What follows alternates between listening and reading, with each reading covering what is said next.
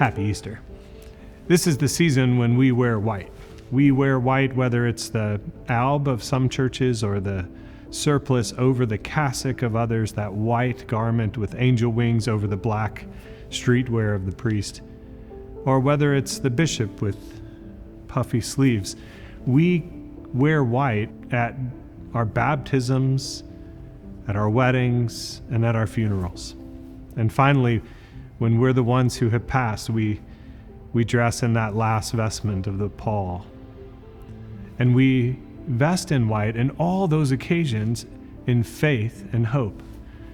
In faith, because in our trust in Him, our lives are hopefully becoming so inseparable from the life of Christ that we begin to shine with a little bit of His reflected glory. Images of wearing white come from the New Testament, all through the scriptures, but particularly from the New Testament images of the white robe martyrs gathered around the throne with God, of Jesus resurrected, of the saints who have had their robes washed in the blood of Christ. As we come to Easter, we wear white, both in that same hope that one day we will stand with Christ in that great gathering, whether at the shore of the river, whether it's rising with the martyrs to meet Him in the sky, or whether it's gathered around that throne. We just want to be with Him. So we wear white in faith that the resurrection is not just something that happened, but something that is happening within us. As we gather for Easter, I just want to ask you to wear white. Put on the white robe in whatever form you wear it in, because you never know how Christ might use you and the little bit of light that you carry inside the clay vessel of your days. Whether that white comes slipping out through a waitress uniform or a prison jumpsuit, or even as a priest, that resurrection light may lift someone else into new glory. And if you are in one of those moments where the white t-shirt feels more like the pall of death than a sign of hope and reconciliation, I would encourage you to join us especially.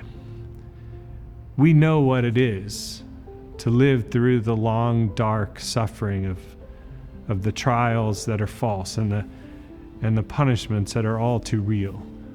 Maundy Thursdays and Good Fridays become lonely, holy Saturdays. But we also know what it is to face the brightening day when the grace of Christ suddenly shows up and the love of God is made manifest in new ways. And we know what it is to carry that light into unexpected lives. And so I would invite you to join us in the light of the resurrection this Easter. Come join us at church. Join us wherever you are. All of our churches have services online. We have resources available through the diocese.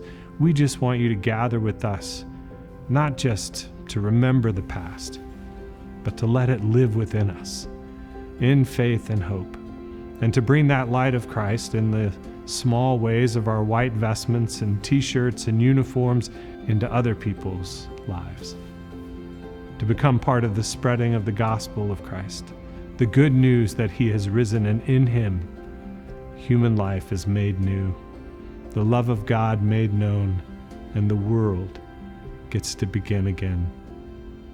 Happy Easter.